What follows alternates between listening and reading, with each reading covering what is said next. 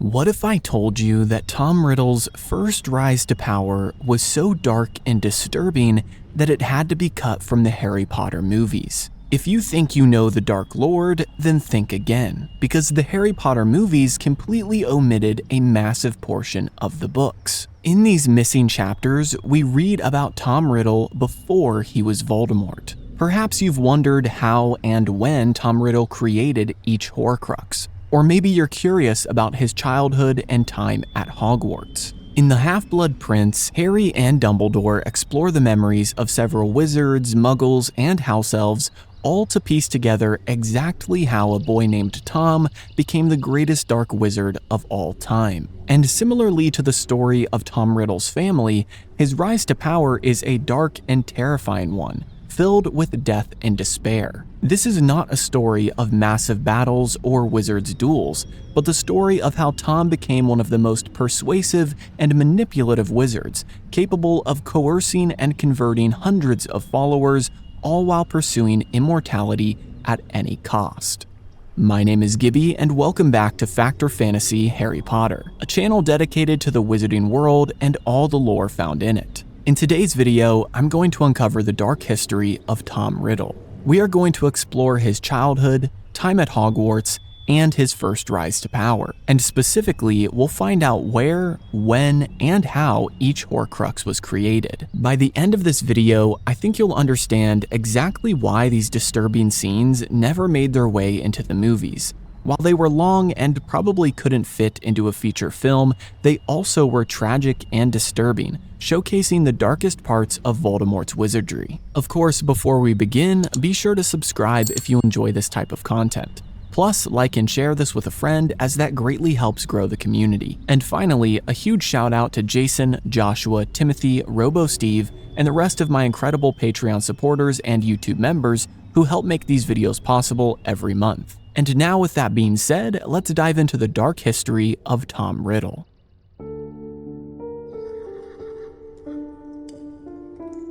In order to understand the twisted mind of Tom Riddle, you first need to understand the twisted circumstances that brought him into this world. If you haven't already, you can watch my full immersive breakdown of the Gaunt family history, which I'll link at the top of the description. But to summarize, Tom Riddle was born to Merope Gaunt, a pureblood witch who grew up in a disgusting and abusive household, turning her into a person no better than her father, Marvolo Gaunt.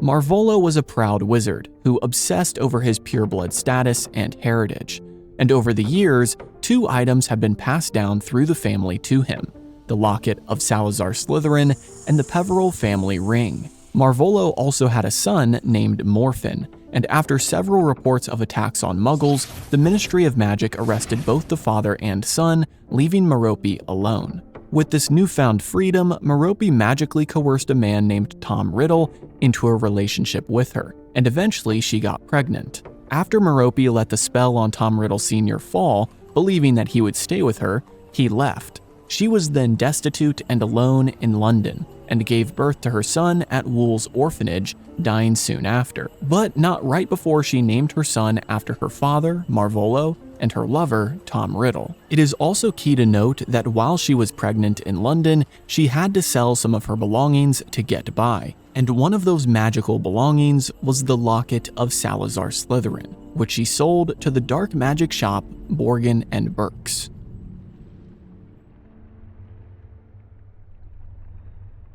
So now you have this child, born without love and left in the sterile anonymity of a Muggle orphanage. And what you have to understand about Wool's orphanage is that it didn't make Tom Riddle a monster. It simply was the proving ground where he first realized he was one. From the very beginning, the staff, like Mrs. Cole, saw him as different. He was a solitary, unusually self-sufficient child who never cried. But this wasn't the quiet of a content baby, it was the quiet of a predator. He didn't need anyone. He was, in his own mind, already superior. But it goes deeper than even that, because soon, Tom discovered that he had a weapon. While other children had tantrums, Tom had power. He didn't just accidentally make things happen, he controlled it. He used his abilities with a chilling, surgical precision to intimidate, harm, and subjugate the other children. This wasn't chaotic, accidental magic, this was calculated cruelty. We know from Mrs. Cole's terrified account that after an argument, Billy Stubbs's rabbit was found hanging from the rafters. Mrs. Cole tells Dumbledore that she can't believe it was Tom, as there's no way he could have physically done a feat like that. But the rabbit couldn't have just hung itself. Another example of his cruelty during his time at the orphanage takes us to a familiar location, the cave. During a summer trip to the seaside, Tom lures two children, Amy Benson and Dennis Bishop, away from the group. He takes them to a specific cave by the cliffs, a place that he had found. We never find out exactly what happened in that darkness. The book never tells us. All we know is that when Amy and Dennis came out, they were, in Mrs. Cole's words, never the same again. And what is the significance of this event? Well, besides being a critical part of Tom's childhood, it is also Dumbledore's clue to where one of the Horcruxes could be hidden, as we later see Harry and Dumbledore visit this exact cave and find the locket. It's also key to note what Dumbledore later found in his room. In a small box, Tom kept a collection of trophies, which included toys like a yo-yo. These weren't cherished keepsakes of Tom's, they were stolen items from his victims. This, more than anything, proves his instinctive drive for dominance. He was already creating a monument to his power, taking pieces of those he had broken long before he knew the word Horcrux. For 11 years, he was the apex predator of this small, bleak world, a king ruling an empire of fear. He knew he was special and despised the common name of Tom. He was, for all intents and purposes, a fully formed sociopath. And it was to this boy, this perfectly contained monster, that a visitor finally arrived in 1938. A visitor who wasn't a potential victim, but something else entirely. Albus Dumbledore had come to offer Tom Riddle a place at Hogwarts.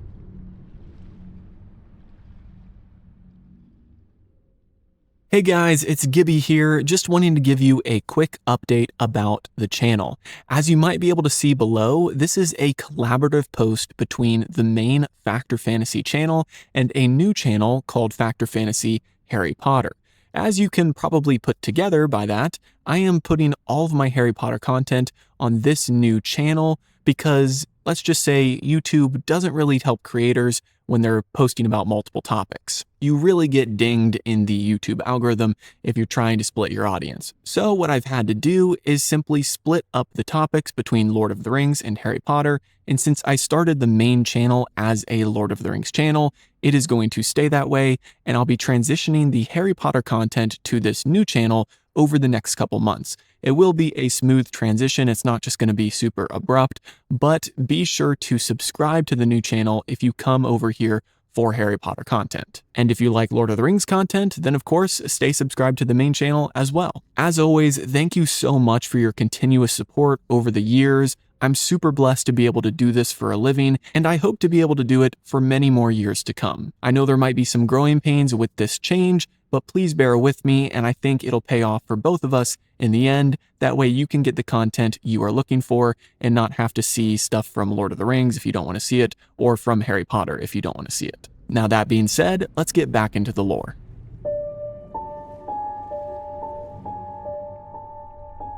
So Tom Riddle leaves the orphanage and arrives at Hogwarts. And what you have to understand is that for the first time in his life, he isn't an outcast. He's a potential celebrity. The Sorting Hat barely touches his head before screaming Slytherin. He's no longer Tom the orphan, he's the star pupil. On the surface, he's a perfect phantom, a model student who is brilliant, charismatic, and rises to become a prefect and eventually head boy. He has teachers like Slughorn positively fawning over him, but this entire performance is just a mask. It's a tool, one he refined from his days at the orphanage, now perfected to charm and disarm the entire wizarding world. And behind this mask, he's gathering power. He collects a group of other Slytherins, boys who are drawn to his charm and his dark whispers. You have to be clear here, these aren't friends. Tom Riddle doesn't have friends. They are servants, his first Death Eaters in all but name. But while he's busy charming the staff and his fellow students, he's also digging, driven by one burning question: who am I? He despises his common Muggle name of Tom, so he digs into his mother's past until he finds the Gaunts. And in doing so, he uncovers the two things that will define his entire existence: his connection to his Muggle father, whom he despises, and his direct lineage to Salazar Slytherin himself. This discovery is everything to him. It's the ultimate confirmation of his superiority, and it didn't help when he learned that Salazar Slytherin was also a Parseltongue, much like himself. It's here in the castle that he performs his first true act of self-creation. He sheds his filthy Muggle father's name and rearranges the letters into an anagram. I am Lord Voldemort, a name he intends to make the world fear. Now, as the self-proclaimed heir of Slytherin, he has a mission. He finds the Chamber of Secrets, and in his 5th year, he unleashes the Basilisk on the school. He's testing his power and purging the unworthy, and this isn't just theory, he actually kills. When the Basilisk claims its victim, a girl named Myrtle Warren, he seizes the opportunity. He uses her death to rip his soul and pours that first fragment into an object that represents his double life at the school, his blank school diary. This becomes his first Horcrux, but this death brings unwanted attention, and with Dumbledore being the only one who suspects him, Tom knows he needs a scapegoat. He frames a fellow student, Rubeus Hagrid, and his pet Acromantula. The school, of course, believes the model student, and Tom Riddle gets an award for special services to the school. He commits murder and gets a trophy for it. Flushed with success, he escalates his plan that very summer as he travels to Little Hangleton to find the last of the Gaunts, his uncle Morphin. Morphin tells him the story of his Muggle father, Tom Riddle Sr., who lives in the big house across the valley. Tom stuns Morphin, steals the Peveril ring and Morphin's wand, and then proceeds to the Riddle house.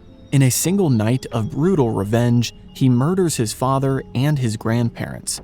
He then returns to Morphin and plants a false memory to make him confess and leaves him to be arrested by the Ministry. And this was easy to believe, as Morphin had previously been arrested and spent time in Azkaban for using magic on Tom Riddle Sr. That history, the use of his own wand, and the alteration of his memory made it the easiest conviction in wizarding history. And most importantly, Tom then uses the murder of his own father to defile the Peveril ring, twisting his Slytherin and Peveril heritage into his second Horcrux. Tom returns to Hogwarts for his 6th year as a prefect, wearing the ring with 2 pieces of his soul already ripped and hidden. He is a master of deception, and it's now that he approaches Professor Slughorn. He isn't asking how to make a Horcrux, he's already done it twice. He's asking for confirmation of a much grander plan. He charms Slughorn, asking him not just about a Horcrux, but about the number 7. He wants to know what would happen if someone split their soul 7 times. This is what truly horrifies Professor Slughorn. The very idea is an abomination, but Slughorn's terrified academic confirmation is all the encouragement Tom needs. He now has his master plan, a 7-part soul.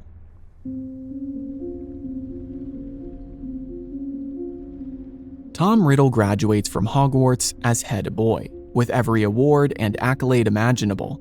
Dumbledore explains that while other students were setting up interviews and their future careers, Tom had other plans. Despite Slughorn offering to connect him with very high-ranking officials at the Ministry, Tom declined and did something unthinkable instead. He took a menial job as a shop assistant at Borgin & Burke's, the very same dark magic shop where his mother sold Slytherin's locket for a mere pittance. This decision baffled everyone. Everyone except Dumbledore, that is, because Dumbledore knew this wasn't a career move, it was a hunt. Tom Riddle wasn't interested in a salary. He was still that boy from the orphanage, collecting trophies, and this job gave him direct access to the priceless, dark artifacts of the wizarding world's wealthiest families. His charm, now honed to a deadly perfection, was his greatest weapon. He found his ultimate target in a wealthy, elderly, and incredibly vain witch named Hepzibah Smith. She was a direct descendant of Helga Hufflepuff, and Tom, as her favorite boy, would visit her on behalf of Mr. Burke. And if you want to know how Tom operated, you just have to look at the memory Dumbledore extracted from Hepzibah Smith's house elf, Hoki. The scene is set. Hepzibah, looking like a melting iced cake, is frantically dabbing on makeup, waiting for Tom. He arrives, no longer a schoolboy, but a hollow-cheeked, handsome man, and he plays the part to perfection. He brings her flowers, he kisses her hand, he listens to her coo about how he's overworked, and all with a quiet, mechanical smile. He's there on business, to make an offer on some armor, but he knows that she'll pout and say, "I'll think you're only here for my trinkets." This is the moment that he's been waiting for. He's so charming, so seemingly harmless, that she decides to show him her greatest treasures. She has Hoki bring out 2 boxes. The first contains the cup of her ancestor, Helga Hufflepuff. Tom picks it up, and you can see a red gleam in his eyes as he holds one of the exact items he's been seeking for so long. Hepzibah, blind to the danger, actually pinches his cheek, blind to the shadow of greed that crosses his face when she takes the cup back. But then she moves on to the second box. She whispers to Tom that she bought this one from Borgin & Burke's. She slides back the clasp, and there, on crimson velvet, is the locket. His locket. Tom reaches for it without even asking, his knuckles whitening as he holds it to the light and sees the serpentine S. Hepzibah, delighted, tells him the story. She bought it from Burke, who'd gotten it from some ragged-looking woman who had no idea of its true value. At these words, Tom Riddle's eyes flash pure scarlet. The mask doesn't just slip, it shatters. Hepzibah sees it and asks if he's all right, and then dismisses it as a trick of the light. Little did she know that she's just signed her own death warrant. 2 days after that little scene, Hepzibah Smith was dead. Tom poisoned her, and in a now perfected pattern of deception, he implanted a false memory in her house elf, Hoki. Hoki confessed to accidentally putting a lethal, unknown poison in her mistress's cocoa instead of sugar. The ministry, all too ready to blame a confused old house elf, closed the case. It was the exact MO he used on his uncle Morphin. By the time anyone in Hepzibah's family realized that her 2 greatest treasures were missing, the handsome assistant from Borgin & Burke's had vanished. Tom Riddle was gone. He used the murder of Hepzibah herself to defile Hufflepuff's cup, creating his 3rd Horcrux. And then, after going to Albania with chilling efficiency, he murdered a nameless muggle tramp to rip his soul a 4th time, pouring it into the locket that he had just reclaimed. With these trophies secured, Tom Riddle disappears from the map for 10 years. This is the period where Tom Riddle truly dies and Lord Voldemort is born. He travels the world, plumbing the absolute depths of the dark arts, experimenting with magic so twisted that it physically mutates him, warping him into a shadow of his former self. He's not just a man anymore, he's becoming a monument to his own power, and he's gathering an army. His old school followers are now his inner circle, the first Death Eaters. During this time, he also hunts his 5th prize. You see, back during his school days, he had charmed another victim, the ghost of Ravenclaw's daughter, the Grey Lady. He charmed the story of her mother's lost diadem out of her, and she confessed that she'd hidden it in a hollow tree in a forest in Albania. So Voldemort travels to this forest, finds the diadem, and murders a local Albanian peasant to turn it into his 5th Horcrux. He then re-emerges from the shadows and returns to the one place he ever called home, Hogwarts. He walks into Dumbledore's office, now headmaster, on a snowy night. This isn't Tom Riddle anymore. As the memory shows, his handsome face is gone, warped by his dark magic into something that is only a shadow of his past self. His features are blurred and waxy, and the whites of his eyes are permanently bloodshot. This is the physical cost of a decade-long dive into the dark arts. And as much as Tom might try to sell it as one, this meeting isn't a job application. It's a duel of wills. The entire meeting is a power play. Voldemort starts by trying to force Dumbledore to use his new name. They do not call me Tom anymore. And Dumbledore, in a masterful move, refuses him flat out. But to me, I'm afraid, you will always be Tom Riddle. It is one of the irritating things about old teachers. He's refusing from the very first second to let Voldemort dictate the terms. Voldemort, unsmiling, makes his pitch. Let him return to teach. Let him share his knowledge, claiming he's seen and done much and can show students things that they can gain from no other wizard. Dumbledore, over his wine glass, calls him out. He knows about the rumors of his deeds. He pokes at Voldemort's single greatest weakness, telling him that while he's pushed the boundaries of some magic, of others you remain, forgive me, woefully ignorant. Voldemort's taut, evil smile is all the answer Dumbledore needs. And this is when Dumbledore exposes him completely. He reveals that he knows all about the Death Eaters, a name Voldemort thought was a secret, a name that makes his red eyes flash. Dumbledore even lists the followers, Nott, Rosier, Dolohov, who are at that very moment waiting for him down at the Hog's Head. This is Dumbledore proving that he's been watching, and that he knows Tom's friends are just servants. Dumbledore knows the job is a lie. He asks, "Why have you come here tonight? To request a job we both know you do not want?" Voldemort, thick with rage at being so completely outmaneuvered, can only stand and give a final threat. Dumbledore refuses him, and in that moment, all the sadness of his failure with this boy is on his face. "The time is long gone when I could frighten you with a burning wardrobe," he says. But the trip wasn't a failure for the Dark Lord, because Tom had a purpose. Dumbledore refused the job, but he couldn't stop him from having already entered the castle.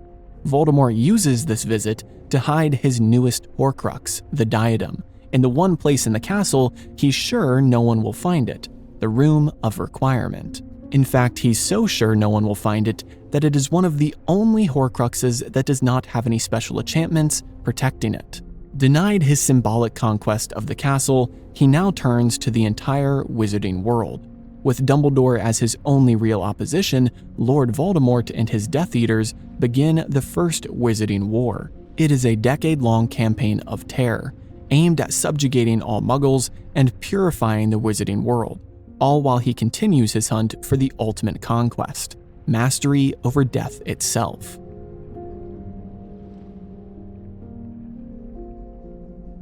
So now the war has raged for over a decade. Lord Voldemort is at the absolute peak of his power. He is the boogeyman of the wizarding world, a name so feared people are reduced to calling him you-know-who. He has 5 Horcruxes. His soul is anchored to the world. He is, in his own mind, immortal, but he isn't done yet, as he still has that magic number 7 in his mind. And in order to split his soul into 7 pieces, he'll need 1 more Horcrux. But before he can get there, Voldemort experiences the first real road bump in his master plan. At the height of his power, Voldemort hears of a prophecy. It's only a fragment, overheard by one of his Death Eaters, Severus Snape, and it foretells of a child born at the end of July to parents who have thrice defied him, who will have the power to vanquish the Dark Lord. Now you have to understand how Voldemort hears this. He doesn't hear the whole prophecy.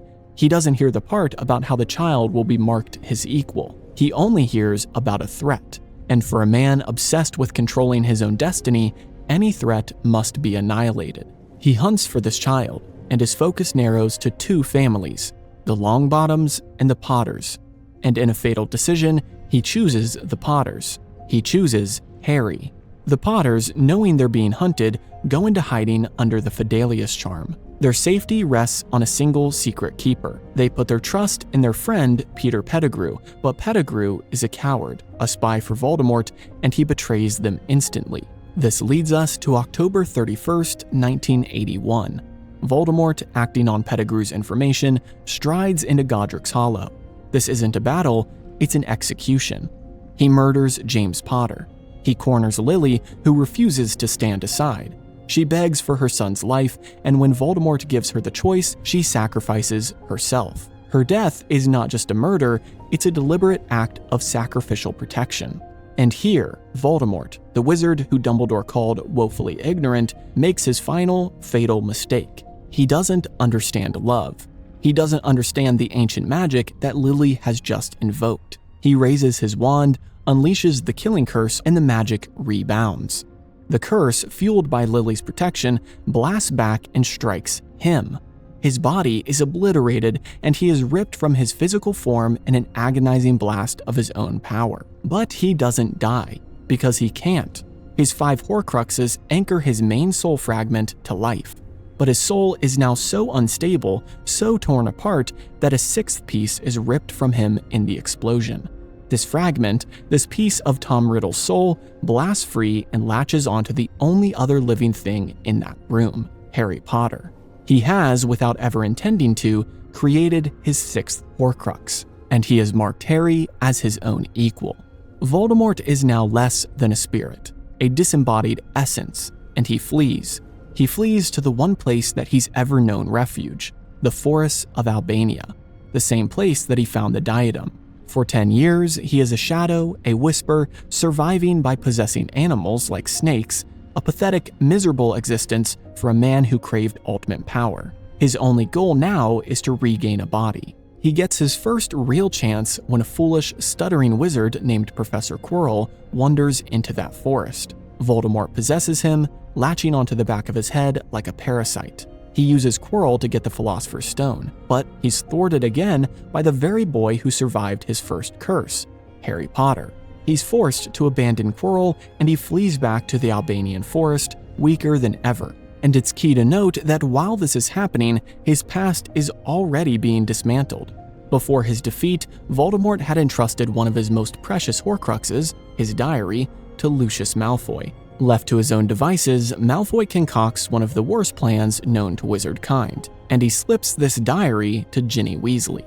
This fragment of Tom Riddle, the 16-year-old phantom, possesses Ginny. It unleashes the basilisk a second time, but once again, Harry Potter confronts him, and this time, with a fang of the basilisk, Harry stabs the diary. He destroys, for the first time, one of those precious 7 pieces.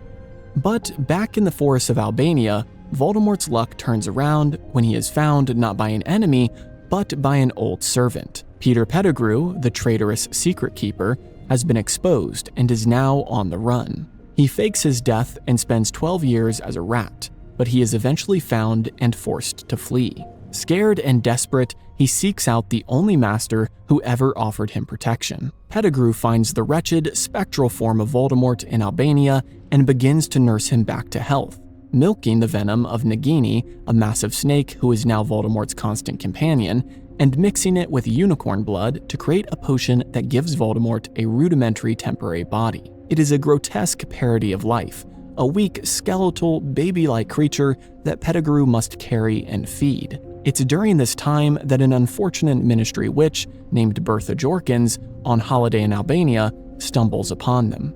Pettigrew overpowers her, and Voldemort, through torture, extracts 2 crucial pieces of information. He learns that a faithful Death Eater named Barty Crouch is still alive and imprisoned at his father's house, and he learns that the Triwizard Tournament is being held at Hogwarts. And now he has a plan. In a cold, calculated move, he murders Bertha Jorkins. This murder is not for revenge, it's for his master plan. He uses her death to rip his soul one last time, pouring it into his serpent companion, Nagini.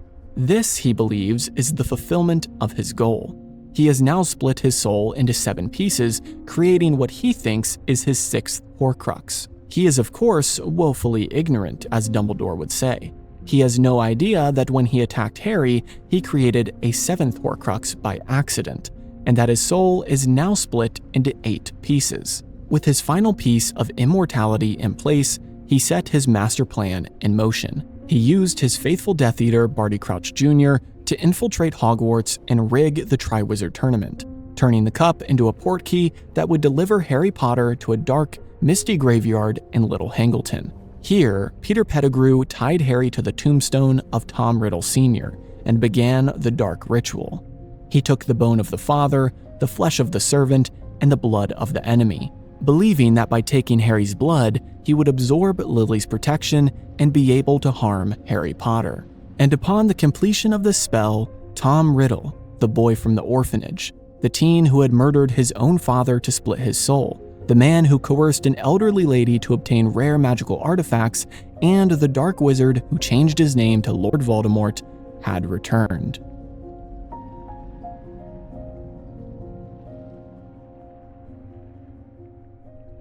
If you enjoyed this breakdown of Tom Riddle's history, be sure to like and subscribe, as well as share with a Harry Potter loving friend. Have a great week, and I'll see you in the next video.